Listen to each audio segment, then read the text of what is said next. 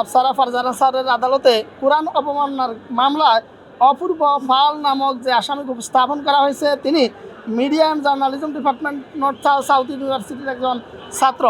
তিনি মহাগ্রন্থ আল কোরআন অবমাননার মামলায় এই মামলার তদন্তকারী কর্মকর্তা অদ্য এই আসামিকে 10 দিনের রিমান্ড প্রার্থনা করেন। আমরা রাষ্ট্রপক্ষে 10 দিন রিমান্ডের সমর্থনে আমরা আমাদের সাবমিশন পেশ করেছি। সর্বাগ্রে আমরা মহাগ্রন্থ আল কোরআন থেকে দুইটা পবিত্র আয়াত তেলাওয়াত করেছি, যে জালিকাল কিতাবুল লা রাইবা ফীহি হুদাল লিল মুত্তাকিন এবং বাল হুয়া কুরআনুম মাজিদুম ফি লাওহিন মাহফুজ, যে এই কোরআন হচ্ছে যাতে কোনো সন্দেহের অবকাশ নাই এবং এই কোরআন হচ্ছে সমগ্র বিশ্বের মুত্তাকিনদের জন্য হেদায়েত স্বরূপ। দ্বিতীয় আয়াতের অর্থ হচ্ছে এটা লাওহে মাহফুজে সংরক্ষিত আছে। এই কোরআনুল মাজিদ লাওহে মাহফুজে সংরক্ষিত আছে। এই কোরআন অত্যন্ত মহিমান্বিত কোরআন।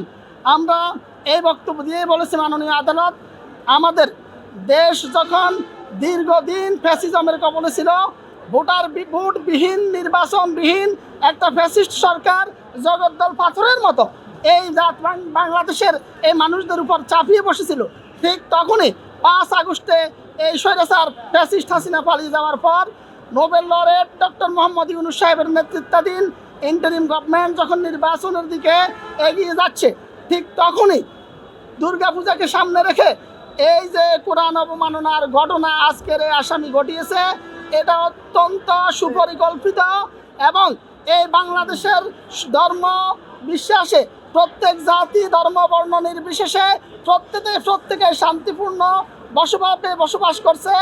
তাদের বিশেষ করে মুসলমানদের ধর্মানুভূতিতে আঘাত দিয়ে এই দেশের মানুষের মধ্যে রায়োটিংয়ের একটা ব্যবস্থা করার চেষ্টা করেছে।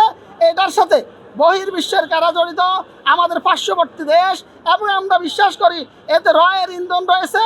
আমরা বিজ্ঞ আদালতে বলেছি যে এটার আসল নিগূঢ় তত্ত্ব উদ্ঘাটনের জন্য ন্যায় বিচারের স্বার্থে তার সাথে কারা জড়িত আছে, কারা তাকে এই কাজ করার জন্য উদ্বুদ্ধ বা ইনফ্লুয়েন্স করেছে, এটা জানার জন্য বিজ্ঞ আদালতে আমরা 10 দিনের রিমান্ডে প্রার্থনা করেছি। বিজ্ঞ আদালত সন্তুষ্ট হয়ে এই আসামিকে 5 দিনের রিমান্ড মঞ্জুর করেন। আসামি পক্ষে কোনো আইনজীবী ছিল না।